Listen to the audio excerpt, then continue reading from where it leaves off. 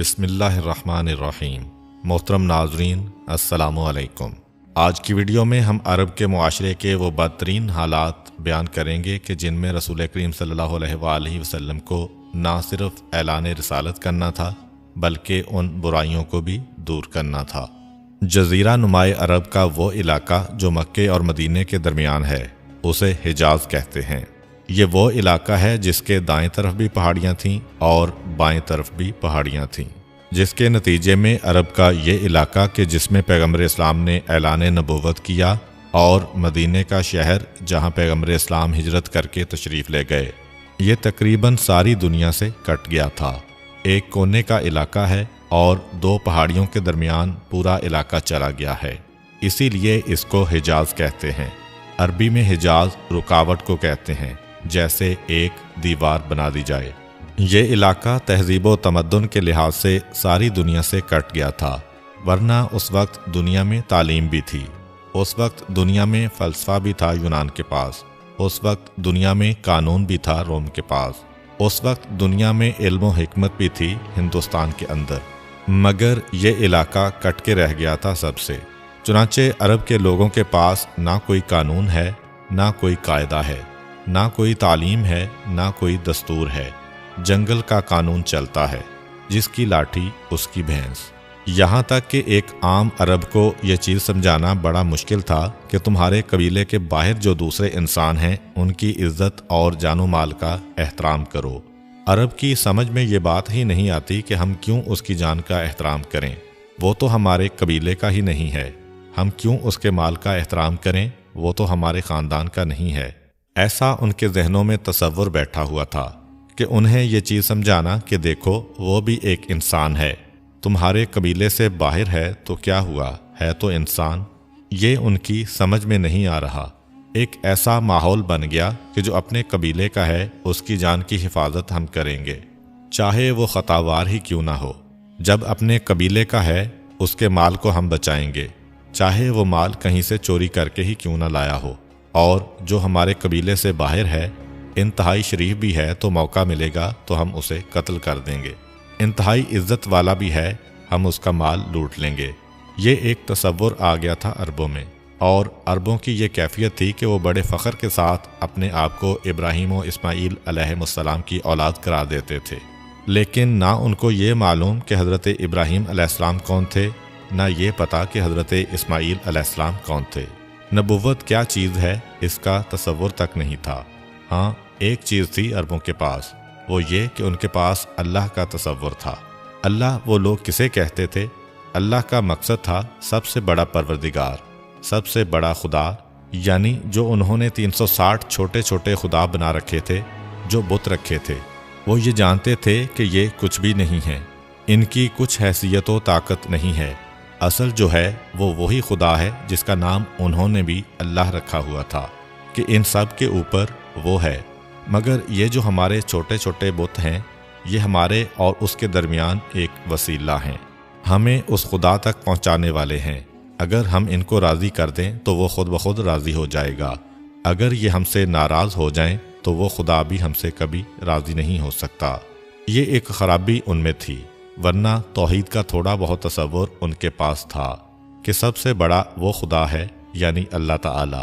اچھا، ان کو یہ تو پتا تھا کہ ایک بڑا خدا ہے، لیکن ان کے ذہن میں تصور بڑا عجیب آ گیا تھا۔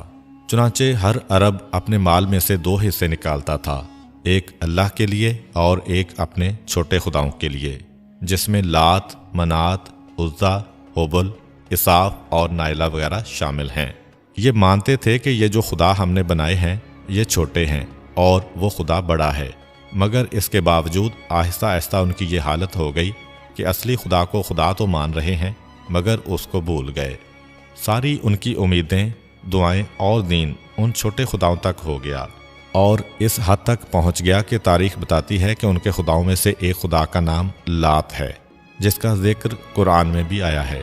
خود مانتے ہیں کہ یہ چھوٹا خدا ہے، مگر جس وقت ابرہہ ہاتھیوں کا لشکر لے کر یمن سے آ رہا تھا، قبیلہ بنو ثقیف کے قریب سے گزرا جو طائف میں رہتے ہیں، اور یہ لات طائف کے لوگوں کا خدا تھا۔ وہاں انہوں نے ایک مندر بنایا ہوا تھا جس کے اندر اس بت کو رکھا ہوا تھا۔ جب ابرہا وہاں سے گزرا تو اسے مکہ کا راستہ نہیں مل رہا تھا۔ اس نے ان لوگوں سے سوال کیا کہ مجھے مکے کا راستہ بتاؤ، بلکہ راستہ بتانے کے لیے ایک گائیڈ دو۔ اب ان کو معلوم بھی تھا کہ یہ مکہ جا رہا ہے خانہ کعبہ کو تباہ کرنے کے لیے، اور خانہ کعبہ کا تعلق ہمارے بڑے خدا سے ہے، یعنی اللہ تعالیٰ سے۔ یہ لات ہمارا چھوٹا خدا ہے، لیکن اس ڈر کی وجہ سے کہ اگر ہم نے ابرہا کی بات نہ مانی تو وہ ہمارے اس چھوٹے خدا کے بت کو توڑ دے گا۔ یہ جاننے کے باوجود کہ یہ خانہ کعبہ کو گرانے جا رہا ہے، وہ اس کے لیے تیار و راضی ہو گئے، اور ابرہا کے لشکر کی راہبری کے لیے اپنے چند آدمی اس کے ساتھ بھیجے کہ جاؤ اس کو مکے تک چھوڑ کے آؤ۔ یعنی بڑے خدا کو مان رہے ہیں، مگر اپنی زندگی سے اس طرح نکال پھینکا کہ چھوٹے خدا کی حفاظت کرنا ہے، بڑے خدا کو نقصان پہنچتا ہے تو پہنچ جائے۔ اسی طرح ان کا دوسرا خدا تھا منات، جسے قدید کے مقام پر رکھا ہوا تھا۔ یہ جو چھوٹے چھوٹے خدا تھے، یہ تقریباً ہر قبیلے کا ایک اپنا خدا تھا۔ ایسا خدا تو بہت کم تھا جس کو سب مانتے ہوں۔ پھر جب یہ لوگ حج کرنے آتے تھے، واضح رہے کہ عربوں میں بت پرستی کے باوجود حج کا تصور باقی تھا۔ تو حج تو بڑے خدا یعنی اللہ کا کرتے تھے، لیکن حالت یہ تھی کہ بہت سے لوگ یہ کہتے تھے کہ ہمارا حج اس وقت تک مکمل نہیں ہو سکتا جب تک کہ ہم منات کے پاس بھی نہ جائیں، اور ایسے لوگ صفا اور مروہ کی سعی چھوڑ دیتے تھے، بلکہ وہیں حج مکمل کیا، وہیں سے منات کے لیے احرام باندھا اور لبیک لبیک کہتے ہوئے سعی کو چھوڑ کر سیدھے اس خدا کے پاس جاتے تھے کہ جب وہاں جائیں گے تو ہمارا حج مکمل ہوگا۔ یعنی اللہ کو مان رہے ہیں، مگر اس طرح سے کہ ہر مقام پر اللہ تعالیٰ کو پیچھے رکھتے اور اپنے چھوٹے خداؤں کو آگے لے آتے۔ ان کی حالت یہ تھی کہ یہ اپنے مال میں سے چاہے وہ بھیڑ بکری ہو، کھیتی باڑی ہو یا وہ تجارت کا مال ہو، سال کے سال یہ دونوں کے لیے حصہ نکالتے تھے، یعنی اللہ کے لیے بھی اور اس کے شریکوں کے لیے بھی جو چھوٹے خدا ہیں۔ مگر ایک نظام ایسا بنا لیا تھا کہ حصہ دونوں کو دے رہے ہیں، مگر چھوٹے خدا کا حصہ ہمیشہ ان کے نزدیک زیادہ قابل احترام ہوتا اس اصلی خدا یعنی اللہ کے مقابلے میں۔ مثلاً 2 حصے انہوں نے نکالے، ایک اللہ کے لیے اور ایک اللہ کے شریکوں کے لیے۔ اب اللہ کے حصے میں سے اگر کچھ نیچے گر گیا تو ان کا قانون تھا کہ جو اللہ کے حصے میں سے گر جائے وہ چھوٹے خدا کے حصے میں شامل کر دیتے تھے، مگر اگر چھوٹے خدا کے حصے میں سے کچھ گر جائے تو وہ اللہ کے حصے میں کبھی شامل نہیں کیا جاتا تھا۔ ایک اور طریقہ یہ تھا کہ جب کھیت میں پانی دیتے تھے تو کھیت میں طے کر لیتے تھے یہ کھیت کا جو ٹکڑا ہے اس میں جو پیداوار ہوگی وہ اللہ کی ہوگی، یہ جو دوسرا ٹکڑا ہے اس میں جو پیداوار ہوگی یہ ہمارے بتوں کے لیے ہے اور باقی ہمارے لیے۔ اب اگر کبھی ایسا ہوتا تھا کہ یہ اپنے بتوں والے حصے کو پانی دے رہے ہیں اور پانی بہہ کر اللہ کے لیے رکھے گئے ٹکڑے میں چلا گیا، اب اس سال اس کھیت میں جتنا پیسہ ہوگا تو یہ لوگ ارادہ کر لیتے تھے کہ یہ اللہ کے لیے نہیں بلکہ بتوں کے لیے ہوگا، کیونکہ بتوں والے حصے سے پانی بہہ کر اس حصے میں گیا تھا، اس لیے یہ ساری پیداوار بھی ادھر آئے گی۔ لیکن اگر کسی سال الٹا اتفاق ہو جائے، یعنی اللہ کے حصے کو پانی دے رہے ہیں اور پانی بہہ کر بتوں والے حصے میں آ گیا، تو پھر اس صورت میں کبھی یہ ایسا نہیں کرتے تھے کہ بتوں والے حصے کو اٹھا کر اللہ والے حصے میں شامل کر دیں۔ اسی طرح ان کا ایک قانون یہ تھا کہ اگر کبھی قحط وغیرہ پڑ جائے اور کھانے کی چیزیں کم ہو جائیں تو ان کا یہ اصول تھا کہ جو حصہ تم نے خداؤں کے لیے رکھا ہے اس میں سے لے سکتے ہو، مگر اس بات میں بھی منافقت کہ قحط کی حالت میں اللہ کے حصے کو حلال سمجھتے ہیں کہ اس میں سے کھا سکتے ہیں، مگر اپنے چھوٹے خداؤں کے حصے کو ہاتھ نہیں لگاتے کہ نہیں یہ تو غضب ہو جائے گا، یہ تو خدا کا حصہ ہے جس کو ہم نقصان پہنچا رہے ہیں۔ غرض یہ کہ یہ اللہ کو بھی مانتے ہیں اور چھوٹے خداؤں کو بھی، دونوں کا حصہ بھی دیتے ہیں، مگر جہاں ذرا سا بہانہ ان کے ہاتھ میں آیا انہوں نے فوراً اللہ کے حصے میں کمی کی، مگر چھوٹے خداؤں کے حصے میں کبھی کمی نہ کرتے تھے۔ تاریخ میں یہ جملہ موجود ہے کہ ایک مرتبہ کسی نے عربوں سے پوچھ لیا کہ یہ تم لوگ کیا کرتے ہو، اللہ کے حصے میں کمی کر دیتے ہو، لیکن یہ جو چھوٹے خدا ہیں ان کے حصے کو ہاتھ نہیں لگاتے، آخر یہ فرق کیوں ہے؟ کہتے ہیں کہ اللہ تو ارحم الراحمین ہے، وہ غنی ہے، اس کو تو ہمارے حصے کی ضرورت نہیں ہے، اس میں اگر کمی ہو جائے تو کیا نقصان، مگر یہ جو چھوٹے چھوٹے خدا ہیں یہ تو بہرحال ہمارے حصے کے محتاج ہیں، ان کو تو ہمارا حصہ چاہیے، اگر ہم ان کو حصہ نہ دیں تو کہیں یہ ہم سے ناراض نہ ہو جائیں، کہیں ان کی بد دعا ہم کو نہ لگ جائے، کہیں ہمارے گھر میں کوئی تباہی نہ آ جائے، کہیں ہمارا مال و دولت نہ لٹ جائے۔ اور وہ خدا وہ تو بہت رحم کرنے والا ہے، ہر ایک کو معاف کرنے والا ہے۔ اس کو کیا ضرورت ہمارے مال و دولت کی؟ اگر ہم لوگ اس کو اس کا حصہ نہ بھی دیں تو اس کا کیا نقصان ہو جائے گا؟ آپ جانتے ہوں گے کہ مندروں میں بتوں کی پوجا کروانے والے جو پجاری ہوتے ہیں، یہ بتوں کا حصہ تو انہی کو دیا جاتا ہے۔ وہ تو بت ہیں، وہ اپنا حصہ مانگنے کہاں آئیں گے؟ تو ان لوگوں نے اس لیے کہ ہمارے روزگار میں کمی نہ آنے پائے تو اصلی خدا کا جو حصہ ہے وہ تو غریبوں میں خیرات کر دیا جاتا اور چھوٹے خداؤں کا حصہ ان کے قدموں میں لا کے رکھ دیا جاتا۔ شام کو جب مندر بند ہوتا تو جو نگرانی کرنے والے ہیں وہ سب ان کے گھروں میں چلا جاتا۔ انہوں نے یہ تصور ذہنوں میں بٹھا دیا تھا کہ ان کے حصے میں کمی نہیں آنا چاہیے، کیونکہ ان کے حصے میں کمی ہوگی تو ان کے گھر میں کمی ہوگی۔ وہ ایسے اسلام کو کیسے برداشت کر لیں جو سب سے پہلے آ کے اس چیز پہ پابندی لگائے گا؟ تو اب مکہ کے کافروں میں قریش کے جو مذہبی لیڈر ہیں، ان کا روزگار چلتا ہے بتوں کی آمدنی سے، چنانچہ وہ کسی ایسی بات کو قبول کرنے پہ تیار نہیں تھے جو ان کی آمدنی میں کمی کا سبب بنے۔ یہی وجہ ہے کہ عام عربوں کے دلوں میں اپنے بتوں کا کوئی خاص احترام نہیں تھا۔ اس کی دلیل یہ واقعہ ہے کہ ایک مرتبہ ایک عرب اپنے اونٹوں کو برکت کے لیے لے گیا اپنے خدا کے پاس کہ وہاں لے کے جائیں گے، برکت ملے گی، تعداد بڑھے گی، طاقتور ہوں گے، زیادہ کام کریں گے۔ اب وہ جو بت تھا جس کے پاس یہ لے کے گیا، اس وقت تازہ لوگوں نے لا کر قربانیاں کی تھیں۔ بتوں کے اوپر چڑھاوے بھی تھے۔ بعض لوگ اپنی اولاد کو بھی بتوں کے قدموں پہ قربان کر کے اس کا خون ملتے تھے۔ جس جانور کو ذبح کیا جاتا ہے اس کا خون اس بت پہ لگایا جاتا۔ اب یہ اپنے اونٹوں کو لے کے گیا برکت کے لیے۔ ایک تو بڑا لمبا چوڑا بت، اوپر سے سارا خون اس پہ لگا ہوا۔ اونٹ گھبرا کے بھاگ کھڑے ہوئے۔ اب جو اسے غصہ آیا تو پتھر اٹھا کے اس کو مار رہا ہے اور کہہ رہا ہے کہ میں تو اپنے اونٹوں کو برکت کے لیے لایا تھا، لیکن جو کچھ اونٹ تھے وہ بھی تو نے میرے ہاتھ سے بھگا دیے۔ رہی صحیح جو کچھ میری پونجی ہے وہ بھی تو نے لٹا دی۔ خدا بھی مان رہا ہے تبھی برکت کے لیے لایا ہے، لیکن دوسری طرف پتھر بھی مار رہا ہے اور کہہ رہا ہے کہ میں کس لیے آیا تھا اور تو نے میرے ساتھ کیا کر دیا۔ یہ بھی تاریخ میں موجود ہے کہ عرب ایک طرف تو اتنے شوقین ہیں اپنے بتوں کے کہ سفر میں جاتے ہیں تو ہر آدمی 4 پتھر لے کے جاتا ہے، 3 پتھروں سے چولہا بناتا ہے اور چوتھے پتھر کو سامنے رکھ کے اس کی پوجا شروع کر دیتا ہے۔ لیکن یہ بت کبھی حلوے کے بھی بنائے جاتے ہیں، کبھی کھانوں کے بھی بنائے جاتے ہیں۔ چنانچہ سفر کے دوران کبھی بھوک لگی تو اسی خدا کو جسے اپنے ہاتھوں سے عبادت کے لیے بنایا ہے توڑ کے کھانے لگے کہ گھر جا کے دوسرا خدا بنا لیں گے، اس وقت تو بھوک لگی ہے۔ یعنی ایک طرف وہ تصور ہے خدا کے بارے میں کہ اللہ کے حصے میں کمی کر دو، ان کے حصے میں کمی نہ ہونے پائے، لیکن یہ حصے میں کمی جو ہے کہ چھوٹے خدا کو نقصان نہ پہنچے، یہ ان کا احترام نہیں ہے۔ اگر خداؤں کا احترام ہوتا تو یہ واقعات ہمارے سامنے نہ آتے، بلکہ ان کی پستی کی تو یہ حالت ہے کہ اساف اور نائلہ کو بھی انہوں نے خدا مانا کہ اسی کے بارے میں وہ یہ کہانی بھی سناتے ہیں۔ اساف اور نائلہ 2 بت تھے، ایک صفا پہاڑی پر رکھا تھا، ایک مروہ پر۔ یہ صفا اور مروہ 2 پہاڑیاں ہیں جن کے بیچ میں حضرت ہاجرہ دوڑی تھیں، ایک اس پہاڑی پر تھا، ایک اس پہاڑی پر۔ اور ان کے بارے میں سارے عرب یہ کہتے ہیں کہ ان کی اصل کہانی یہ تھی کہ یہ ایک مرد اور عورت تھے اور فعل حرام کے ارادے سے کعبے میں گئے تھے، زنا میں مصروف تھے، عذاب خدا آیا، ان کو پتھر بنا دیا گیا اور یہ پتھر کعبے سے خود بخود باہر جا کے گر پڑے۔ چنانچہ ایک کو صفا پہاڑی پہ رکھ دیا، ایک کو مروہ پر۔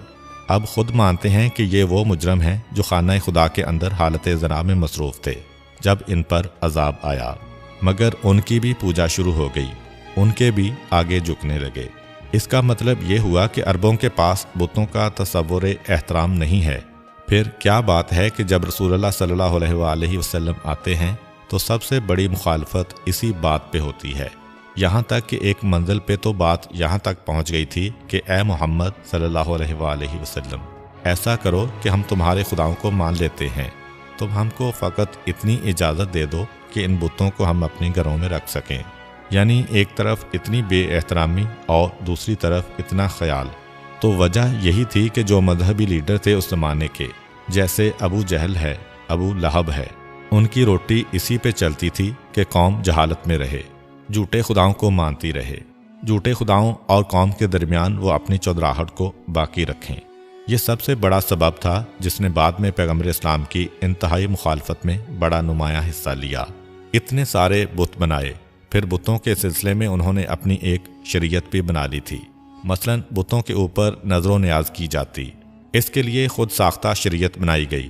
ان کی شریعت میں یہ تھا کہ بعض اوقات جانوروں کو ان بتوں کے لیے وقف کر دیتے تھے کہ یہ جانور فلاں بت کے لیے ہے۔ اب اس جانور پر نہ تو کوئی سواری کر سکتا ہے، نہ اس کا کوئی دودھ دوہ سکتا ہے، نہ اسے کوئی ذبح کر سکتا ہے، اور جس کھیت میں چاہے کھا لے کوئی اس کو روکنے والا نہیں۔ وہ جس گھر میں داخل ہو جائے کوئی اس کو مار نہیں سکتا۔ لیکن ان کے ساتھ ساتھ ان کے ہاں ایک یہ چیز بھی تھی کہ یہ جو بتوں کے لیے ہم نے جانور وقف کیے ہیں، اگر کبھی ان کے ہاں کوئی بچہ پیدا ہو تو وہ بچہ اگر زندہ پیدا ہو تو اسے صرف مرد کھا سکتے ہیں، عورتیں نہیں کھا سکتیں، اور اگر مردہ پیدا ہو تو عورتیں کھائیں گی، مرد اس کو نہیں کھا سکتے۔ اب یہ اپنی مرضی سے ایک تو انہوں نے ایک سلسلہ قائم کیا ان قربانیوں اور نظر و نیاز کا، اور ساتھ ساتھ اس کے اوپر اس قسم کی پابندیاں لگا دیں۔ اسی کے اندر ایک یہ مسئلہ بھی تھا کہ جس جانور کے اوپر بیٹھ کر یہ اپنے بت کے پاس جاتے تھے، وہ جانور ان کے نزدیک اتنا قابل احترام ہو جاتا کہ اس پر بیٹھ کر کبھی مکے نہیں آ سکتے، کہ جس کے اوپر بیٹھ کر ہم بت کے پاس چلے گئے، اب اس پہ مکہ کیسے جائیں گے، جبکہ مکے کو یہ بڑے خدا یعنی اللہ کا گھر مان رہے ہیں۔ لیکن دیکھیے کہ یہ عجیب فطرت تھی عربوں کی کہ کبھی وہ چھوٹا بت اتنا بڑا کہ جو جانور اس سے منسوب ہو گیا وہ مکے نہیں آ سکتا، اور کبھی اتنا نیچا کہ اسے توڑ کے کھا رہے ہیں، پتھر مار رہے ہیں، پھٹے ہوئے جوتے سے اس کی پٹائی کر رہے ہیں۔ یہ عربوں کا ماحول تھا۔ اس طرح کے ماحول میں ان کو پاک اور پاکیزہ توحید دینا کتنا مشکل کام ہے پیغمبر اسلام کا۔ یہ تو عربوں کی مذہبی حالت تھی، لیکن مذہبی حالت سے ہٹ کر باقی زندگی بھی دیکھیں تو انتہائی بدترین زندگی تھی۔ مثلاً عورتوں کے ساتھ ان کا سلوک یہ تھا کہ عورت کی قدر و قیمت جانوروں سے بھی گئی گزری تھی۔ ایک رواج ان کا یہ تھا کہ مرد کو اختیار تھا کہ 20، 25، 50، 100 جتنے بھی نکاح کرے، کوئی اس کے اوپر پابندی لگانے والا نہیں تھا۔ اور یہ فطری چیز ہے کہ جب 20 شادیاں ایک آدمی نے کی ہیں تو ان کا خرچہ پورا کرنے کے لیے چوری بھی کرے گا، ڈاکہ بھی ڈالے گا، حرام کی طرف بھی جائے گا، قتل و غارت گری کرے گا۔ ایک بدترین رسم ان کے اندر یہ تھی کہ سوتیلی ماں کے ساتھ نکاح کرنا بالکل جائز تھا۔ یعنی اگر کسی کے باپ کا انتقال ہو گیا اور اس نے 20 نکاح کیے ہوئے تھے تو اس کی ایک بیوی کے بیٹے کے لیے اس کی باقی 19 بیویاں حلال تھیں۔ اور ایسی مثالیں ہیں کہ بیک وقت وہ اپنی 19 سوتیلی ماؤں سے نکاح کرتا، نہ کوئی عجیب بات، نہ کسی کو برا محسوس ہوتا، نہ کوئی اس کے اوپر احتجاج کرتا۔ طلاق کے مسئلے میں مرد کو مکمل اختیار دیا ہوا تھا کہ جس طرح جب چاہے طلاق طلاق طلاق کہہ دے اور طلاق ہو جاتی تھی، اور اس میں کوئی حرج بھی نہیں، پابندی بھی نہیں تھی۔ جیسے آج تو اسلام نے ایک پابندی رکھ دی ہے کہ اگر ایک مرد نے عورت کو 3 طلاقیں دے دیں تو اب ہمیشہ ہمیشہ کے لیے یہ اس کے اوپر حرام ہو گئی۔ مگر عربوں کے ہاں کوئی حرج نہیں، 100 طلاقیں دی جاتی، جس کا نتیجہ کیا ہوتا کہ عورت کی زندگی جہنم بن جاتی۔ ہر دوسرے دن طلاق، ہر چوتھے دن رجوع، ہر مہینے میں 2 مرتبہ طلاق، 2 مرتبہ رجوع۔ یعنی عورت نہ شوہر کے گھر میں زندگی گزار سکتی ہے کیونکہ طلاق مل گئی، نہ کسی اور کے ساتھ شادی کر سکتی ہے کیونکہ عدت ختم ہونے سے پہلے دوبارہ شوہر نے اس کو بلا لیا، پھر طلاق دے دی گئی، پھر بلا لیا گیا، کیونکہ نہ کوئی شرط تھی، نہ کوئی حد تھی، نہ کوئی تعداد مقرر تھی۔ تو ایسے واقعات تھے تاریخ میں کہ 100 طلاقیں ایک مرد نے اپنی بیوی کو فقط پریشان کرنے کے لیے دیں کہ جتنا زیادہ اس کو پریشان کریں گے اتنا ہی یہ ہمارے آگے جھکے گی۔ عورت جب اپنے ایام نجاست میں ہو، اسلام نے تو یہ کہا ہے کہ وہ ظاہری اعتبار سے بالکل پاک ہے، لیکن یہ عربوں کی جاہلیت کا ماحول تھا کہ وہ قبول نہیں کرتے تھے۔ ایسی عورت کے منہ سے لگا ہوا پانی نجس، ایسی عورت کے ساتھ ایک فرش پر بیٹھنا ان کے نزدیک غلط۔ یعنی عورت کو اپنے مکان میں بھی بند کمرے میں اتنے دن گزارنا پڑتے تھے جب تک کہ وہ پاک و پاکیزہ نہ ہو جائے۔ عورت کو اچھوت بنا دیا گیا تھا۔ اس سے بڑھ کر ایک ان کا قانون یہ تھا کہ عورت کو میراث میں سے کوئی حصہ نہیں ملتا تھا، اس لیے کہ ان کا کہنا تھا کہ جو کماتا ہے اسی کو جائیداد میں حصہ ملے گا، جو کما نہیں سکتا اس کے لیے جائیداد میں کوئی حصہ نہیں۔ یہ اسلام ہے کہ جس نے عورتوں کے لیے میراث میں حصہ رکھا۔ اور پھر خاص طور پر یتیموں کے ساتھ ویسے ہی عربوں کا سلوک انتہائی برا تھا۔ لیکن اگر کوئی یتیم لڑکی ہو تو اس کے ساتھ تو اور بدترین سلوک ہوتا تھا۔ تاریخ میں یہ بات موجود ہے کہ عرب میں لوگوں نے یہ طریقہ اختیار کر لیا تھا کہ جب کوئی لڑکا یا لڑکی یتیم ہو جاتے اور اس کا کوئی سرپرست نہ ہوتا اور اس کے باپ نے کوئی جائیداد چھوڑی ہوتی تو ہر آدمی اس پہ قبضہ کرنے کے لیے کوشش کرتا کہ یہ یتیم میری کفالت میں آ جائے، یہ میرے گھر میں آ جائے۔ بڑی لڑائیاں ہوتی تھیں یتیم کو لینے کے لیے، مگر صرف اس لیے کہ اس کے مال پہ ایک دفعہ قبضہ ہو جائے۔ اس کے بعد جب یہ مشہور ہو جاتا تھا کہ یہ یتیم فلاں صاحب کے پاس گیا ہے، پھر پورے ماحول اور معاشرے میں کسی کو اختیار نہیں تھا کہ اس یتیم کے بارے میں کبھی بات کرے۔ چنانچہ تاریخ میں یہ جملے موجود ہیں کہ مکہ میں ایک یتیم تھا جسے ابو جہل نے اپنی کفالت میں لے لیا تھا، اس لیے کہ اس کا باپ جائیداد چھوڑ کے گیا تھا۔ ابو جہل نے اس کی جائیداد پر قبضہ کر کے بچے کو گھر سے نکال دیا، اور ایک دن ایسا آ گیا کہ بچے کے پاس پہننے کے لیے ایک لباس بھی نہ رہا، اور اس حالت میں وہ ابو جہل کے دروازے پر کھڑا ہے اور کہہ رہا ہے کہ صرف ایک کپڑا مجھے دے دو تاکہ میں اپنے جسم کو چھپا سکوں۔ لیکن ابو جہل نے دھکے دے کر نکال دیا کہ خبردار، آئندہ اگر کچھ چاہا تو میں تمہیں قتل کر دوں گا۔ اب یہ روتا ہوا واپس آیا۔ اتنے میں عرب کے کچھ سرداروں کو ایک شرارت سوجی۔ انہوں نے سوچا کہ آج رسول اور ابو جہل کی لڑائی کرانا چاہیے، اور اس بچے کو کہہ دیا کہ تم کو اگر اپنا حق چاہیے تو فلاں گھر چلے جاؤ، محمد سے کہو وہ تمہیں تمہارا حق دلا دیں گے۔ اب یہ ایک یتیم بچہ ہے، اسے پتہ ہی نہیں کہ یہاں پہ ہو کیا رہا ہے، مکے کے حالات کیا ہیں۔ وہ اپنے کھانے کی فکر میں ہے، اپنے لباس کی فکر میں ہے۔ چنانچہ وہ سیدھا پیغمبر اسلام صلی اللہ علیہ وآلہ وسلم کے دروازے پر آیا، دستک دی۔ پیغمبر اسلام باہر نکل کے آئے اور یہ دیکھا کہ ایک بے لباس بچہ کھڑا ہے اور فاقے کی حالت میں ہے۔ بے اختیار پوچھا، یہ تیری حالت کیسے ہو گئی؟ کہا کہ بس میں آپ کے پاس اس لیے آیا ہوں کہ ابو جہل کے پاس میری بے انتہا دولت ہے، وہ مجھے دینے سے انکار کر رہا ہے، آپ چل کے مجھے میرا حق دلوائیے۔ اب پیغمبر اسلام یہ سن کر فوراً تیار ہو گئے، اس کے ساتھ نکلے اور ابو جہل کے دروازے پر گئے۔ یہ بدترین دشمنی کا زمانہ چل رہا تھا۔ ابو جہل پیغمبر اسلام کے خون کا پیاسا ہو رہا تھا، مگر جب ایک یتیم کی کفالت کی بات آئی تو اللہ کے رسول اس کے ساتھ چلے۔ ابو جہل کے دروازے پر پہنچے، دروازے پر دستک دی۔ ابو جہل نکل کے آیا، اس یتیم کو دیکھ کر سمجھ تو گیا کہ کیا بات ہے۔ پیغمبر اسلام نے کہا کہ اس کا حق اس کے حوالے کرو۔ ابو جہل کچھ نہ بول سکا، خاموشی سے جتنے بھی دستاویزات اور سامان تھا وہ پیغمبر اسلام کو دیا، اور پیغمبر اسلام نے یتیم بچے کو دیا اور بچے کو رخصت کیا۔ وہ سردار آئے اور آنے کے بعد کہا کہ اے ابو جہل، ہم تو بڑے مایوس ہوئے، ہم تو سمجھ رہے تھے کہ آج خوب مقابلہ ہوگا اور آج ہمیں ایک اچھی جھڑپ دیکھنے کو ملے گی، تم اتنی خاموشی کے ساتھ کیوں کھڑے ہو گئے؟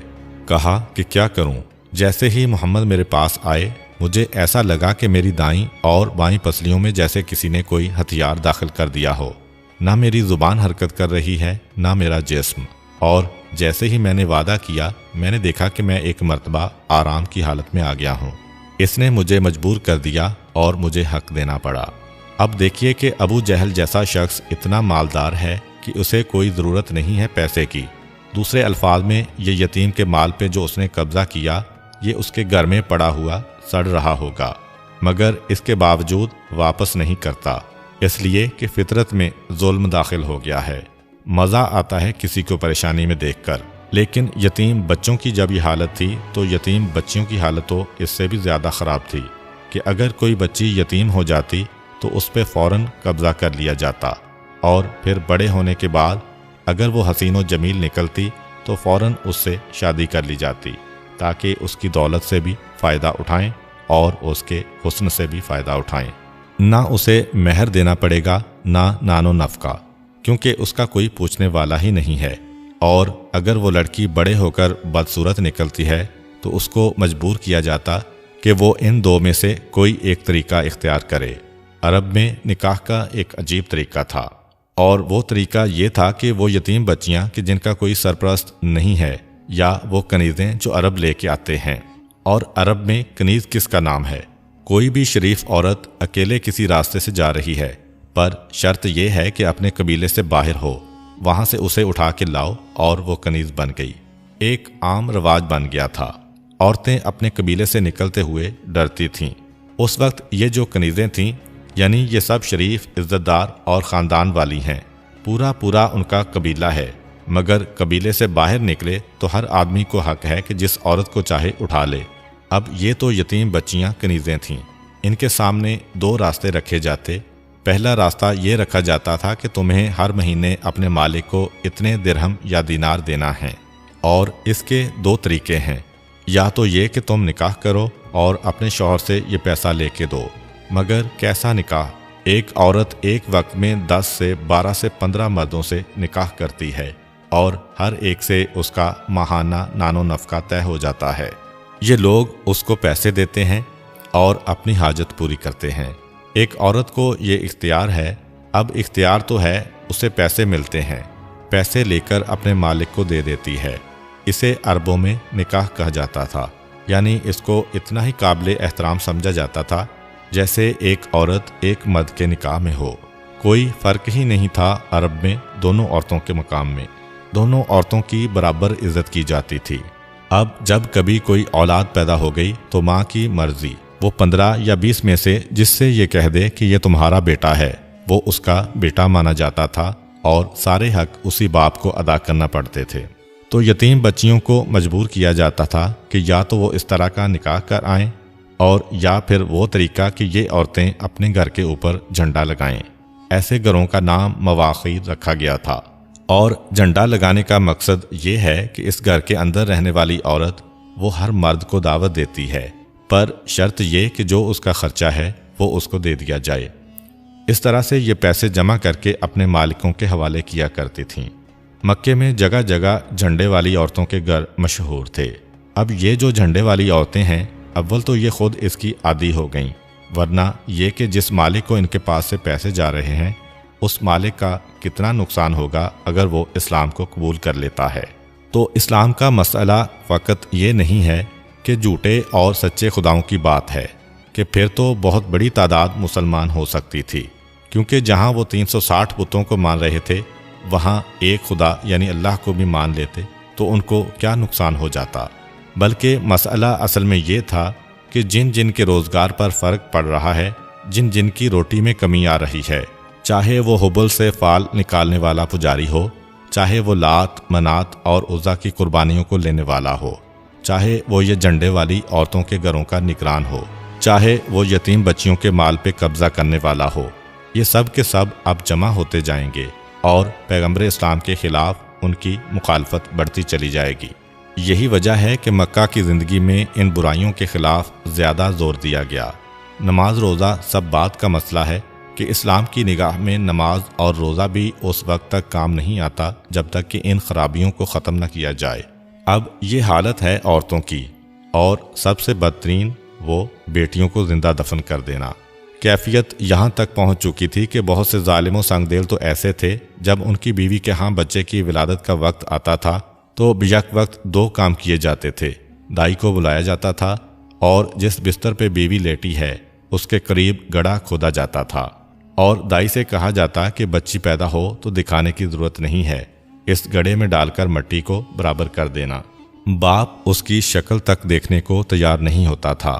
یہ سارا ماحول اور حالات تھے کہ جن میں پیغمبر اسلام کو قولو لا الہ الا اللہ کا اعلان کرنا تھا۔ کتنی عظیم ذمہ داری تھی جو پیغمبر اسلام کو انجام دینا تھی۔ عربوں نے قتل کے مسئلے میں ایک قانون بنا رکھا تھا کہ اگر کسی قبیلے سے کوئی بڑا آدمی مارا جاتا تو اب قاتل کو قتل کرنے سے ان کی تشفی نہیں ہوتی تھی۔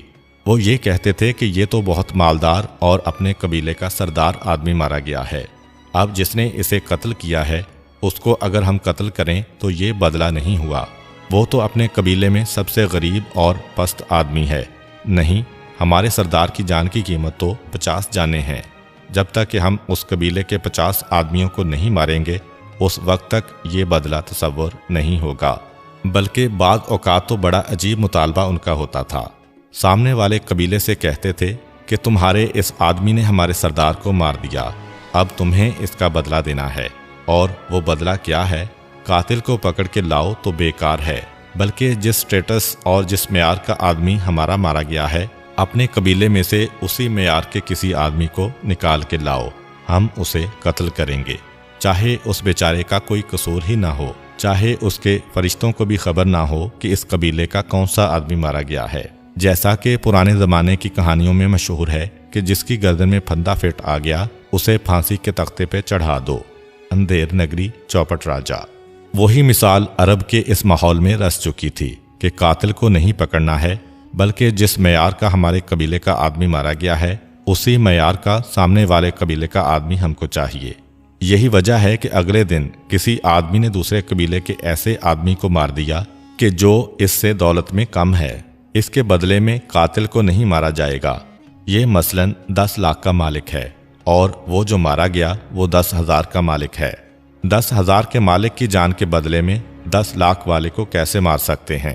اس لیے اول تو اس کے قاتل کو کوئی سزا نہ دو، اور اگر سزا دینا ہے تو اس قبیلے کا کوئی ایسا آدمی ڈھونڈو کہ جو پیسے کے اعتبار سے مرنے والے کے برابر ہو، چاہے وہ بے گناہ ہو، مگر اسے پھانسی کے تختے پہ چڑھا دو۔ اس ماحول کو ذہن میں رکھتے ہوئے سوچئے کہ جب اللہ کے رسول اسلام کو لے کے آ رہے ہیں اور اعلان کر رہے ہیں کہ آدم کے سارے بیٹے برابر ہیں، عرب کو عجم پر، گورے کو کالے پر اور مالدار کو غریب پر کسی قسم کی فضیلت نہیں ہے، تو وہ کون سا طبقہ تھا کہ جس نے انتہائی خوشی کے ساتھ اس پیغام کو قبول کیا؟ یہ وہ غریب لوگ ہیں، یہ وہ بے حیثیت لوگ ہیں کہ جن کو ڈاکہ زنی کی یا چوری کی وہ عادت نہیں ہے، کیونکہ عرب کے قبیلے میں جو بھی مالدار ہے وہ عام طور پر یا تو ڈاکہ ڈالنے کی وجہ سے مالدار ہے، یا دوسروں کے حق پہ قبضہ کرنے کی وجہ سے مالدار ہے، یا چوری کی وجہ سے مالدار ہے۔ یہ تصور تھا ان کے اندر کہ انسان انسان کے برابر نہیں ہے، بلکہ دولت کے اعتبار سے انسان کا فیصلہ ہوگا۔ اور عام اخلاقی حالت یہ تھی کہ عرب کی قوم اس زمانے میں غالباً شہروں میں رہنے والی واحد قوم تھی کہ جس کے پاس لباس کا کوئی تصور ہی نہ تھا۔ لباس پہنتے تھے مگر فیشن کے اعتبار سے، جسم چھپانے کا کوئی تصور نہیں تھا، اس لیے بلا جھجک جہاں ان کا دل چاہتا لباس اتار دیتے تھے، اور ذرہ برابر شرم و حیا کا احساس نہیں تھا، حتیٰ کہ ان کی عورتیں اس معاملے میں مردوں سے بھی آگے تھیں۔ عربوں کی حالت یہ ہو گئی تھی کہ حقدار کو بے حق کرنا اور بے حق کو حق دے دینا عام طریقہ بن گیا تھا۔ اسلام نے آ کر اس کو میراث کے معاملے میں مٹایا۔ مثلاً ان کا میراث کے معاملے میں ایک اصول تھا کہ اگر کسی نے دوسرے آدمی کو اپنا بھائی بنا لیا، یا کسی کو اپنا بیٹا بنا لیا، یا اگر کسی کو اپنا باپ بنا لیا، تو یہ جس آدمی نے نیا رشتہ قائم کیا ہے، جب اس کا انتقال ہو جاتا تو اس کی جائیداد میں سے اس کو بھی حصہ دیا جاتا کہ جسے اس نے از خود رشتہ دار بنایا ہے۔ آپ نے دیکھا ہوگا آج اسلامی معاشرے میں بھی بعض جگہ یہ رواج ہے کہ منہ بولے بہن بھائی بن جاتے ہیں، جبکہ شرعاً اس کی کوئی حیثیت ہی نہیں ہے، یہ حرام ہے۔ اور اگر فقط اس لیے کہ ایک نے دوسرے سے کہا کہ تم میری بہن ہو، اس کو بہن کا رشتہ سمجھ لیا گیا اور پردے کے حکم کی پابندی نہ کی گئی، تو اسلام میں یہ گناہ کبیرہ ہے۔ لیکن یہ رواج آج تک ہمارے بعض علاقوں میں موجود ہے۔ اسی طرح اولاد نہیں ہو رہی تو کسی کا بچہ گود لے کر پالنا شروع کر دیا جس کے ساتھ کوئی خونی رشتہ بھی نہیں ہے، تو شروع میں تو یہ محسوس نہیں ہوگا، لیکن جب یہ بچہ یا بچی جوان ہوگی تو بچی کے لیے اس کا باپ نامحرم ہوگا، اسی طرح بچے کے لیے اس کی ماں نامحرم ہوگی۔ یہ سارا تصور عربوں کی جاہلیت سے چلا آ رہا ہے۔ اسلام نے آ کر اس تصور کو ختم کیا۔ منہ بولے رشتے کی کوئی اہمیت نہیں ہے، چنانچہ میراث کے اندر اس سلسلے کو ختم کروایا۔ تمہارے منہ بولے بھائی اور منہ بولی اولاد کو تمہاری جائیداد میں سے کچھ نہ ملے گا، اس لیے کہ عرب کے معاشرے میں تو کثرت سے ایسے واقعات ہو رہے تھے کہ اگر کوئی اپنی اولاد سے ناراض ہو گیا تو اولاد کو کیسے بے حق کرتے، اس نے کسی کو اپنا منہ بولا بھائی بنا کر اپنی جائیداد اس کے حوالے کر دی۔ اسلام نے ان تمام رشتوں کو ختم کر دیا اور کہا کہ جائیداد کا معاملہ ہے یا پردے کا معاملہ ہے یا کسی قسم کا اور مسئلہ ہے، خونی رشتے کی اہمیت زیادہ ہے، منہ بولے رشتے کی کوئی حیثیت نہیں ہے۔ عربوں کی خرابیوں میں ایک خرابی اپنی بیٹیوں کو زندہ دفن کرنے کی خرابی تھی۔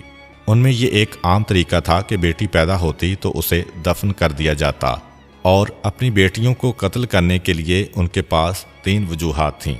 بعض لوگ اپنی بیٹیوں کو اس لیے قتل کرتے تھے کہ جو ان کے بت تھے ان کے قدموں پر اپنی بیٹی کے خون کا نذرانہ پیش کیا کرتے تھے۔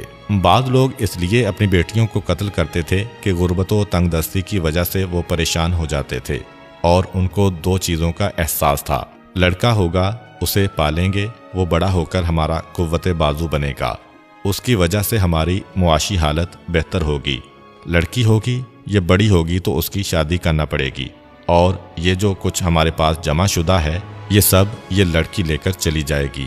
اور بڑے افسوس کے ساتھ یہ کہنا پڑتا ہے کہ یہ سوچ آج تک ہمارے معاشرے میں کسی نہ کسی حد تک باقی ہے۔ اس کے ساتھ ان کا ذہن یہ بھی ہوتا تھا کہ لڑکے کو ہم نے جوان کیا تو ہمارے دشمنوں کے خلاف ہمارا ساتھی بنے گا، لڑکی کو جوان کیا تو ہر جنگ میں یہ خطرہ رہے گا کہ مددگار تو کہاں بنے گی، الٹا اس کی جان اور اس کی عزت کی حفاظت کا خیال رہے گا۔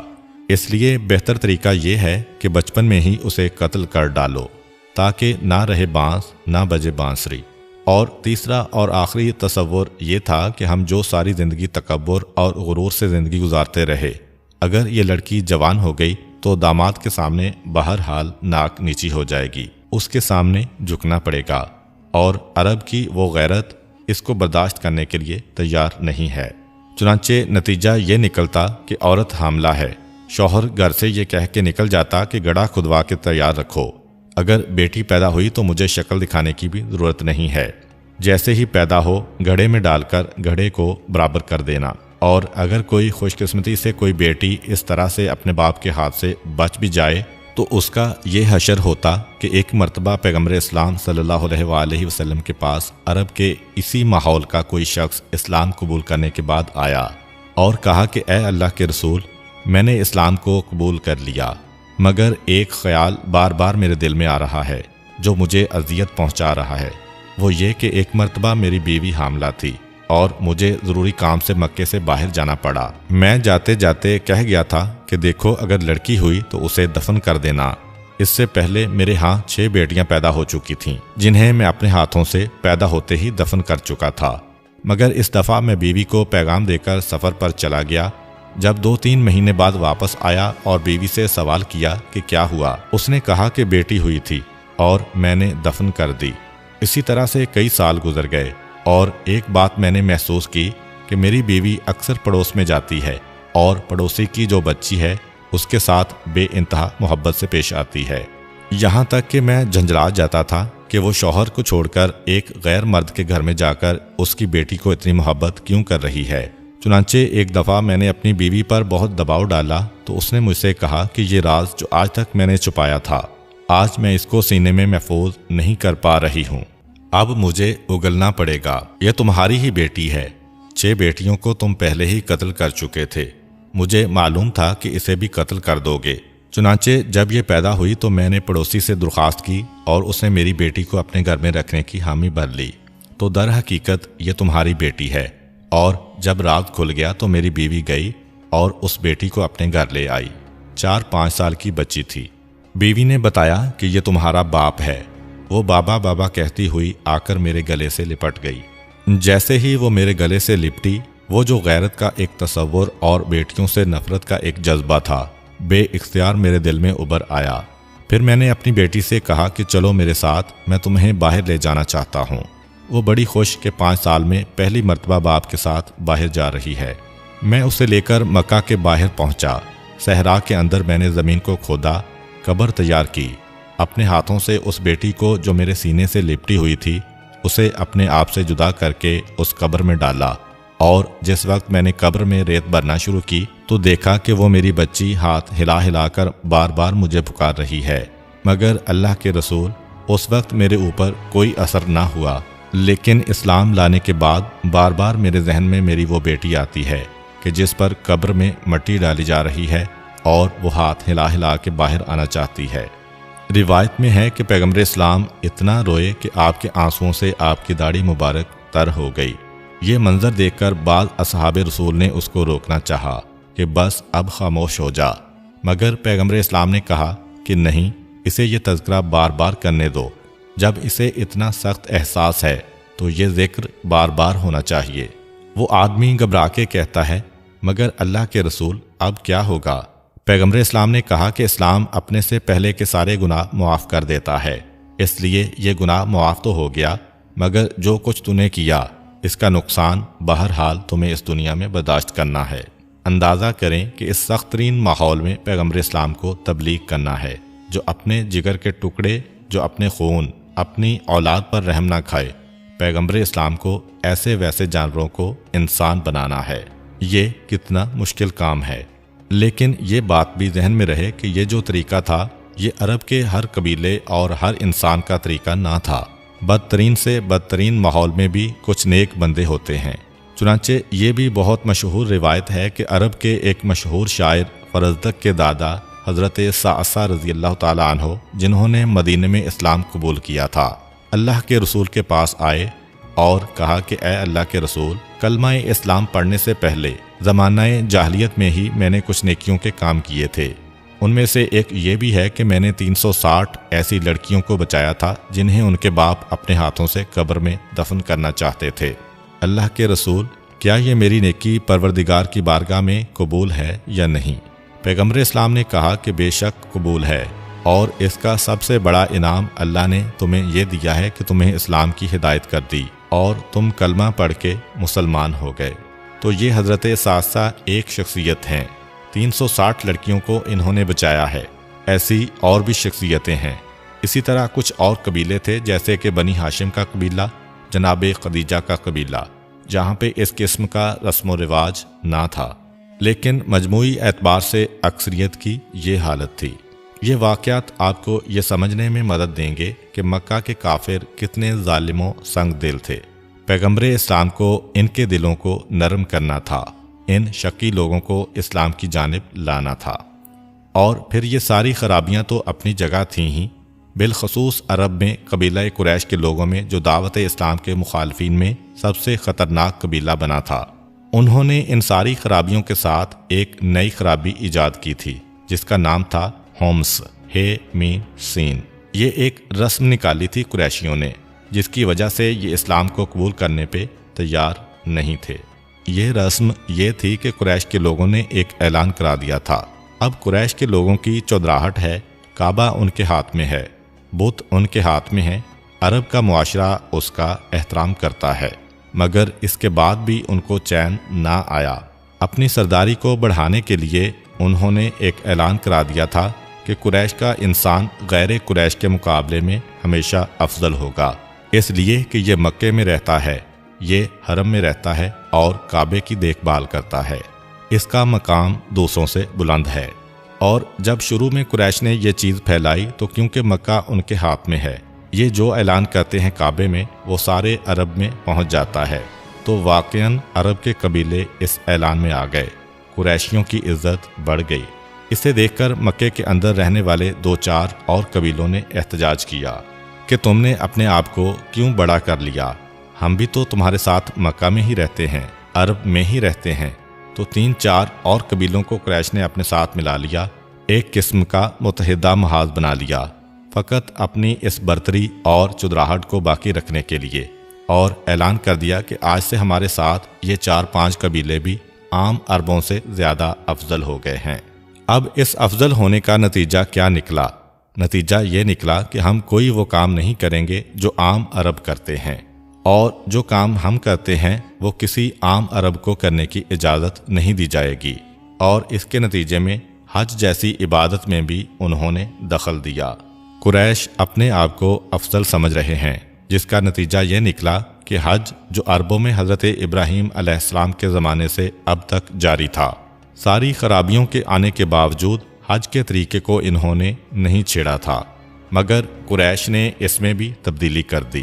پہلی تبدیلی یہ کی گئی کہ حج میں واجب ہے کہ انسان عرفات جاتا ہے، عرفات سے مزدلفہ جاتا ہے، وہاں سے منی آتا ہے۔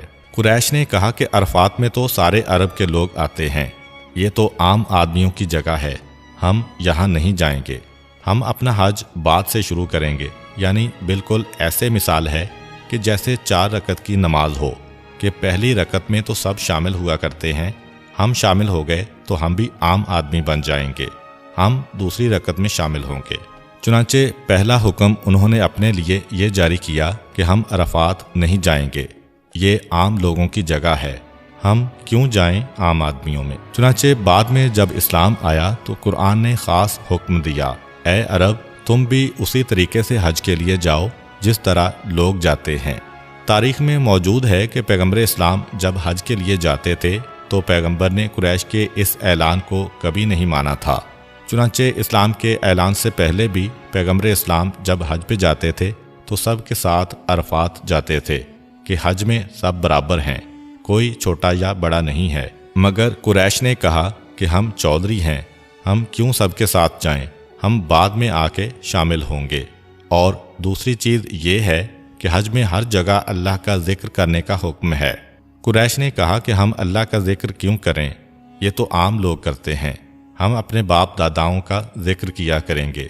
چنانچہ وہ حج میں جہاں جاتے ہیں لبیک لبیک کہنے کے ساتھ اپنے والدین کا تذکرہ کر رہے ہیں، ہمارا باپ ایسا، ہمارا دادا ایسا۔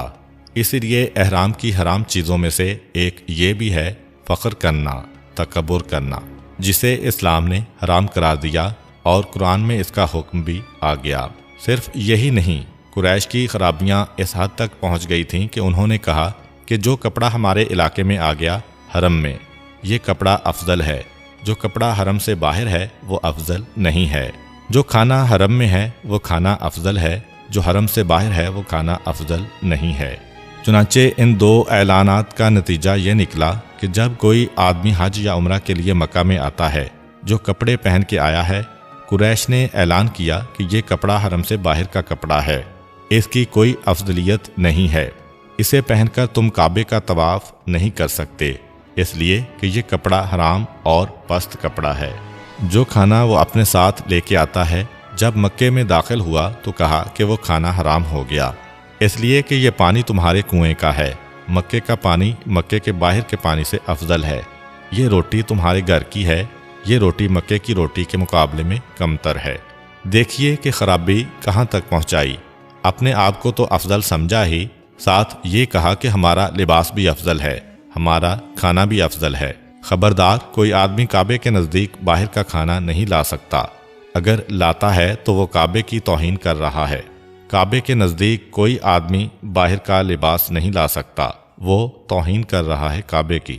اور اس مسئلے کو اتنا بڑھایا کہ آخر میں یہاں تک اعلان کر دیا کہ آنے کے بعد ہمارا لباس لو اور ہمارا کھانا لو، کھانا بھی لوگے تو پیسے دینا پڑیں گے، باہر سے آنے والا ایک گلاس پانی پیے تو اسے پیسے دینا پڑیں گے۔ اور یہی مسئلہ لباس میں ہے کہ اپنا لباس اتارو اور ہم جو لباس دیں گے وہ پہننا پڑے گا، اس لیے کہ ہمارا لباس مکہ کا لباس ہے اور افضل ہے، یعنی ایک تجارت بن گئی۔ اور اگر کوئی آدمی غریب ہے اور کپڑا نہیں خرید سکتا تو ننگے ہو کر اسے طواف کرنا پڑے گا۔ یہ اسی وجہ سے عربوں میں رواج داخل ہو گیا کہ قریشیوں نے اعلان کیا کہ کپڑا ہم سے لو ورنہ ننگے ہو کر طواف کرو، اور پھر آخر میں انہوں نے اس مسئلے کو اتنا بڑھا دیا کہ اگر کوئی شخص ننگے ہو کر طواف نہیں کر سکتا کسی مجبوری سے، اور شرم مجبوری نہیں ہے، وہ تو تصور ہی نہیں ہے عربوں کے اندر، مرد ہو یا عورت ہر ایک اسی حالت میں طواف کیا کرتا تھا۔ لیکن فرض کیجئے کہ مکے میں لو چل رہی ہے، کپڑے اتارے گا تو مر جانے کا خطرہ ہے۔ اب قریش نے کہا کہ اچھا اپنے کپڑے پہن تو لو، لیکن کیونکہ یہ کپڑے حرم کے باہر کے ہیں اور تم نے یہ گستاخی کی کہ انہیں پہن کے حرم میں داخل ہو گئے، مجبوری کی وجہ سے ہم اجازت دیتے ہیں، مگر جیسے ہی حرم سے نکلو گے یہ کپڑا پھینک دینا پڑے گا۔ چنانچہ عربوں میں ان کپڑوں کی ایسی نفرت پیدا ہو گئی کہ ہم اور آپ کتے اور سور سے اتنی نفرت نہیں کرتے جتنے عرب اس کپڑے سے نفرت کرتے تھے جو مجبوری میں ان کو پہننا پڑتا تھا۔ اسی طریقے کو ختم کرنے کے لیے قرآن کی یہ آیتیں نازل ہوئیں۔ اے آدم کے بیٹو، عبادت کے وقت اپنے آپ کو زینت دیا کرو، اس طرح ننگے اور بے لباس جانا غلط ہے، اور جو کھانا اور پانی تم لے کے آتے ہو حرم میں اسے بیچا مت کرو۔ تو یہ ساری آیتیں قریشیوں کے خلاف جا رہی ہیں۔ اب ان کی کتنی بڑی آمدنی کا ذریعہ بند ہوا جا رہا ہے، وہ کیسے اسلام کو پسند کریں گے، وہ کیسے رسول کا ساتھ دیں گے؟ تو یہ ماحول قریش کے لوگوں نے بنا دیا تھا، اور اس ماحول کے اندر مزید اضافہ ہو گیا تھا ان کاہنوں اور جادوگروں کی وجہ سے جو قریش کے ساتھ مل کر وہی بات کہتے تھے جو قریش کہلوانا چاہتے تھے، کیونکہ اگر کبھی کوئی باغی قسم کا انسان پیدا ہو جائے جو کہے کہ میں ان خرافات کو نہیں مانتا، تو فوراً کاہنوں اور جادوگروں سے کہتے تھے کہ تم ہمارے مطلب کی بات کرو تاکہ جو لوگ ہم سے دور ہو رہے ہیں وہ دوبارہ ہمارے قریب آ جائیں۔ لیکن قریش کے لیے بھی ایک بہت بڑا صدمہ تھا کہ جب پیغمبر اسلام کی بعثت کا دن قریب آیا، اس وقت یہ سارے کے سارے منصوبے ٹوٹنے لگے، یہ ساری کی ساری خرابیاں ظاہر ہونے لگیں، اس لیے کہ جن لوگوں کی مدد سے قریش کی حاکمیت چل رہی تھی وہ یہی جادوگر اور کاہن تھے۔ کاہن اسے کہتے ہیں جو جنوں سے خبریں لیتا ہے اور انسانوں تک پہنچاتا ہے۔ یہ اسلام کے اندر بدترین گناہ بھی ہے اور ساتھ ساتھ یہ جاہلیت کی چیز ہے۔ روایتوں میں ہے کہ عرب کے لوگ جنوں سے بہت ڈرا کرتے تھے، اتنا ڈرا کرتے تھے کہ جب کوئی آدمی سفر کر رہا ہوتا تھا اور کسی ایسے علاقے میں جاتا تھا جو سنسان ہوتا تھا تو قدم رکھنے سے پہلے کہتا تھا کہ اے اس علاقے کے جن، میں تیری پناہ میں آ رہا ہوں، تو میری حفاظت کر۔ اگر کسی کو اپنے گھوڑے یا خچر کے لیے پانی یا چارہ ڈھونڈنا پڑتا تھا تو اس کو ڈھونڈنے کے لیے راستے سے ہٹنا پڑتا تھا۔ اب جب راستے سے ہٹتے تو سارا راستہ یہ کہتے جاتے، اے اس علاقے کے جن، ہماری حفاظت کر، اس علاقے کے جن ہمیں اپنی پناہ میں لے لے۔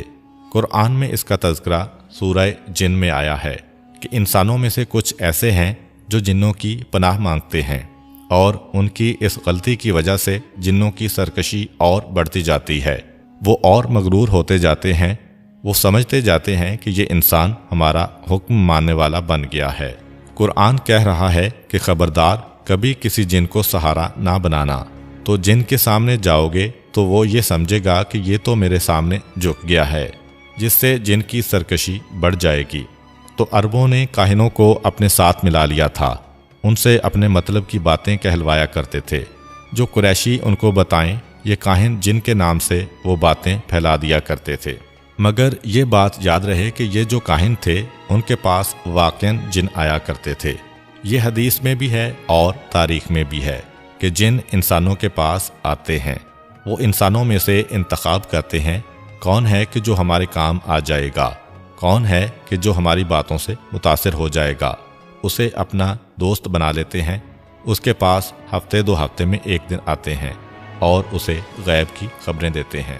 یہ دوسری بات ہے کہ جنوں کی خبر پہلے صحیح ہوتی تھی، اب غلط ہوتی ہے۔ یہ فرق کیوں ہو گیا، اس کے بارے میں دو روایتیں ہیں۔ ایک روایت یہ ہے کہ یہ فرق ہوا تھا جس دن پیغمبر اسلام صلی اللہ علیہ وآلہ وسلم نے اعلان رسالت کیا، اور ایک روایت ہے کہ یہ فرق ہوا تھا جس دن پیغمبر کی ولادت ہوئی تھی۔ جنوں کی خبریں پہلے اتنی صحیح ہوا کرتی تھیں کہ پیغمبر اسلام کے حالات بھی وہ بتا دیا کرتے تھے، اور اب اتنی خبر ہوتی ہے کہ ہم جیسے گناہ گاروں کے حالات بھی نہیں بتا سکتے۔ اس سلسلے میں ایک بہت ہی اہم روایت ہے کہ پیغمبر اسلام صلی اللہ علیہ وآلہ وسلم نے فرمایا کہ جب کبھی پروردگار عالم کو کسی بھی مخلوق کے بارے میں کوئی حکم دینا ہو، مثلاً اس کی جان نکال لو، اسے صحت یاب کر دو، اسے بیمار کر دو، اس کی روزی بڑھا دو، اس کی روزی کم کر دو، پروردگار جب کوئی حکم دے رہا ہوتا ہے تو ایک مرتبہ عرش الہی سے تسبیح کی آواز آ جاتی ہے۔ یہ تسبیح کی آواز سن کر اس کے نیچے کا جو عرش ہے وہ یہ تسبیح پڑھنے لگتا ہے۔ اس تسبیح کی آواز سن کر اس سے نیچے کا جو آسمان ہے وہ یہ تسبیح پڑھنے لگتا ہے، یہاں تک کہ جو آخری آسمان ہے، جو دنیا کا آسمان کہلاتا ہے، یہاں سے تسبیح کی آواز بلند ہوتی ہے۔ تو اس آسمان پر رہنے والے فرشتے آسمان سے سوال کرتے ہیں، بھئی یہ تسبیح کی آواز کیوں بلند کی تم نے؟ وہ آسمان اپنے اوپر والے سے پوچھتا ہے، بھائی تم نے یہ تسبیح کیوں پڑھی ہے؟ وہ اپنے اوپر والے سے پوچھتا ہے۔ یہ سوال پہنچ جاتا ہے عرش الہی تک، تو عرش الہی سے آواز آتی ہے کہ فلاں کام ہونے والا ہے، اس لیے تسبیح پڑھی گئی ہے۔ پس یہ آواز سن کر وہ آسمان اپنے نیچے والے آسمان کو یہ آواز پہنچاتا ہے کہ تم نے مجھ سے پوچھا کہ تسبیح کیوں پڑھی، تو یہ وجہ ہے۔ وہ اپنے سے نیچے والے آسمان کو یہ پیغام پہنچاتا ہے، یہاں تک کہ آخری آسمان تک یہ پیغام آ جاتا ہے، یعنی پہلے آسمان تک، اور وہاں تک آنے کی جنوں کو اجازت تھی۔ تو وہ آ کر فرشتوں کی یہ باتیں سنتے تھے اور زمین پر جا کر اپنے ساتھیوں کو بتاتے تھے۔ لیکن پیغمبر اسلام کی ولادت کے وقت یا 27 رجب کو جب پیغمبر اسلام نے اعلان رسالت کیا تو جنوں کو آسمان پر جانے سے روک دیا گیا۔ اور ان کو اجازت نہیں ملی۔ اب جب آتے ہیں اپنے ساتھیوں کے پاس تو اندازے سے خبریں دیا کرتے ہیں۔ پہلے تو فرشتوں سے سن کے دیتے تھے، وہ خبر سچی ہوتی تھی، اب اپنے اندازے سے دیتے ہیں۔ تو روایتوں میں یہ درج ہے کہ آخری مرتبہ جنوں کو جو آسمان تک جانے کی اجازت ملی تھی وہ پیغمبر اسلام کے اعلان نبوت کے پچھلے سال میں، یعنی جب پیغمبر اسلام کو نبوت کا اعلان کرنا تھا 40 سال میں، اس سے جو پہلے والا سال تھا یعنی 39واں سال، اس میں ایک مرتبہ اور جنوں کو اجازت ملی کہ وہ آسمان پر آئیں۔ چنانچہ اس وقت دنیا میں جتنے بھی کاہن تھے سب گھبرا گئے، کیونکہ ان کے پاس آنے والے جن اب جب آخری خبر لے کر آئے تو وہ خبر بڑی پریشان کرنے والی تھی۔ قریش بھی پریشان ہو رہے ہیں، کیونکہ قریش کا سلسلہ کاہنوں سے ملا ہے، کاہنوں کا سلسلہ جنوں سے ملا ہے۔ جنوں کے پاس آسمان کی خبریں کم ہو گئی ہیں۔ آخری خبر جو جن لے کے آئے وہ یہ تھی کہ عنقریب کوئی اہم واقعہ پیش آنے والا ہے۔ ایک اور روایت میں ہے کہ ایکلا نام کی ایک عورت تھی جو مکے میں رہتی تھی۔ ہر رات کو اس کے پاس ایک جن آتا تھا اور وہ اس کو خبریں دے جاتا تھا کہ کل یہ واقعات پیش آنے والے ہیں، میں نے آسمان سے سنے ہیں۔ وہ اگلے دن مکے والوں کو بیان کیا کرتی تھی۔ مکے والے اس کو بہت مانتے تھے اور روزانہ اس کے پاس آتے تھے کہ کل رات کو تمہارے ساتھی نے کیا کہا ہے۔ جن کا نام انہوں نے ساتھی رکھا تھا۔ وہ کہتی ہے کہ کل رات میرا ساتھی آیا اور بے ہوشی کے عالم میں آ کر گر پڑا، اور تھوڑی دیر کے بعد اسے ہوش آیا تو ایک ہی بات کہتا ہے، میں نے دیکھ لیا، اور کیسی عجیب بات کو میں نے دیکھا ہے، ارے عنقریب گلے کٹنے اور زخمی ہونے کا زمانہ قریب آ رہا ہے۔ اور یہ کہہ کر وہ بے ہوش ہو کے گر پڑا۔ صبح ہوئی اور رخصت ہو گیا۔ اگلے دن دستور کے مطابق مکہ کے کافر اس کے پاس آئے اور پوچھا کہ کل رات کو تمہارے ساتھی نے کیا کہا ہے؟ جواب دیا، کل تو اس نے عجیب بات کہی جو میں خود بھی نہیں سمجھ پائی، یہ جملہ کہا ہے۔ قریش اور زیادہ پریشان ہوئے، اس جملے کا کیا مطلب ہے؟ خیر، اگلی رات ہوئی۔ اگلی رات کو پھر یہ عورت کہتی ہے کہ میرا ساتھی میرے پاس آیا، لیکن آخری مرتبہ آیا اور آنے کے بعد کہا، ارے درے، اور کس قسم کے درے میں نے دیکھے ہیں، عنقریب اس کا نام بلند ہونے والا ہے، اور یہ کہہ کے بے ہوش ہو کے گر گیا، اور پھر صبح ہوش میں آیا اور چلا گیا، پھر واپس نہیں آیا۔ اگلے دن قریش پھر پہنچے، آج کے دن تمہارے پاس کیا خبر ہے؟ کہا کہ آج کے دن تو اس نے یہ خبر دی ہے کہ میں نے درے دیکھے ہیں، ایسے درے کہ جو اس کا نام بلند کرنے والے ہیں۔ قریش کی سمجھ میں پھر بھی نہیں آیا، چنانچہ اسی لیے تاریخوں میں لکھا ہے جب جنگ احد ہوئی تھی اور وہ درے والا مارکہ پیش آیا، جب پیغمبر اسلام نے درے پر 50 سپاہی رکھے تھے اور وہ درہ چھوڑ کے چلے گئے تھے، اور پیچھے سے قریش نے حملہ کیا اور بعد میں وہ شکست کھا گئے، تب مکہ میں یہ بات پھیل گئی تھی۔ آج ایکلا کی خبر صحیح ہوئی ہے، جو اس دن دروں کی بات کر رہی تھی، اس نے خبر دی تھی اس آخری رسول کے بارے میں۔ تو اب جو آخری زمانہ ہے، کاہنوں اور جنوں کی خبریں بھی بڑھتی جا رہی ہیں، وہ اپنے ماننے والوں کے لیے مختلف خبریں لا رہے ہیں۔ چنانچہ تاریخ میں یہ بھی ہے کہ یمن کے علاقے میں ایک بہت بڑا کاہن تھا۔ ایک صبح جب وہ اٹھا تو لوگ گروہ در گروہ اس کے پاس پہنچنے لگے اور کہنے لگے کہ اے کاہن، مکے سے ایک عجیب خبر آئی ہے کہ وہاں ایک آدمی نے رسالت کا دعویٰ کیا ہے، اپنے ساتھی سے پوچھ کے بتاؤ کہ یہ کیا بات ہے۔ وہ پہاڑی پہ چڑھا، پوری قوم اس کے ساتھ ہے، اور وہ مکہ کی طرف رخ کر کے تلوار پہ ہاتھ رکھ کے کھڑا ہو گیا۔ تھوڑی دیر تک کھڑا رہا، پھر اس کا جسم لرزنے لگا اور اس کے بعد سر کو جھٹکا دیتا ہے اور پھر اپنی قوم کو دیکھ کر کہتا ہے، اے میری قوم، وہ آدمی بالکل سچا ہے، بہت مختصر مدت تم میں رہے گا، لیکن جس نے اس کو نہیں مانا وہ دھوکہ کھائے گا، اس لیے کہ میرے ساتھی نے مجھے یہی بتایا ہے۔ مقصد یہ کہ یہ ساری نشانیاں قریش کے سامنے پہنچنے لگیں۔ دوسرے الفاظ میں کہہ سکتے ہیں کہ مکہ کے ان قریشیوں کو یہ پتہ چل گیا تھا اس ذریعے سے بھی جس پر ان کا ایمان تھا کہ یہ رسول سچا رسول ہے۔ پھر اتنی مخالفت کس لیے ہوئی؟ وہ وجوہات وہی ہیں جو اس سے پہلے آپ سن چکے ہیں، اور فقط یہی نہیں بلکہ تاریخ بتاتی ہے کہ جیسے جیسے اعلان رسالت کا زمانہ قریب آتا جا رہا تھا، اب ہر چیز میں تبدیلی آ رہی تھی۔ جس طرح پیغمبر اسلام کی ولادت سے پہلے بہت ساری تبدیلیاں آئیں، مگر وہ تو ایک رات کی تبدیلیاں تھیں، لیکن اعلان رسالت سے پہلے تو پورا سال بہت عجیب انداز کا سال گزرا ہے، حتیٰ یہ کہ جن عربوں کا جنوں اور کاہنوں سے کوئی تعلق نہیں ہے، پروردگار نے ان تک بھی رسالت کا پیغام پہنچایا۔ چنانچہ یہ بھی ایک مشہور روایت ہے کہ عربوں کا ایک قبیلہ ہے، وہ اپنے بتوں کے قدموں پر قربان کرنے کے لیے ایک بچڑے کو لے کے گیا اور لے جا کر اس کے قدموں پہ قربان کر دیا۔ اس کا خون بہنے لگا۔ اب یہ انتظار کر رہے ہیں کہ سارا خون بہہ جائے تو ہم اس کے گوشت کو تقسیم کرائیں۔ جیسے کہ پہلے بیان ہوا، ایک حصہ اللہ کا اور ایک حصہ بتوں کا رکھا جاتا تھا، مگر اس سے پہلے کہ سارا خون بہہ جائے اس بچڑے میں سے ایک خوفناک آواز نکلی کہ میں دیکھ رہا ہوں عنقریب ذلیل و خوار ہونے والے ہیں، اور میں دیکھ رہا ہوں کہ عربی زبان کے اندر ایک مرد کھڑے ہو کر آواز دے گا، لا الہ الا اللہ۔ یعنی سارے کے سارے پجاریوں نے بھی اور بھینٹ چڑھانے والوں نے بھی اپنے کانوں سے یہ سب سنا۔